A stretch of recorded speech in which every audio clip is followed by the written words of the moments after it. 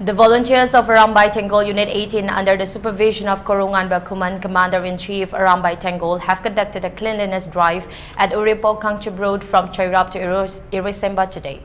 Many volunteers of the Arambay Tengol Unit 18 took part at the program. In this regard, the commander of the Unit 18, Kersen Thodam, said that roads and streets are the looking glass of the society.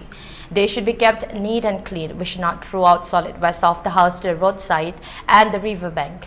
This is one of the important factors to make dirty our streets and roads. We should keep solid waste in a proper place of the house and then hand over to the vehicle of the municipality. We should avoid the habit of throwing out of the garbage here and there. He appealed to keep our streets and roads neat and clean as done at our houses. He further said that Arambay Tengol is not only for fight but is also for the welfare of the society. Arambay Tengol is always ready to extend help to the suffered persons. Stock Champa, when Angam Makara, Sutavena, Zipapu, Development, Sulaga Panadana, Adu Lunan by the Lambiso, Aduna,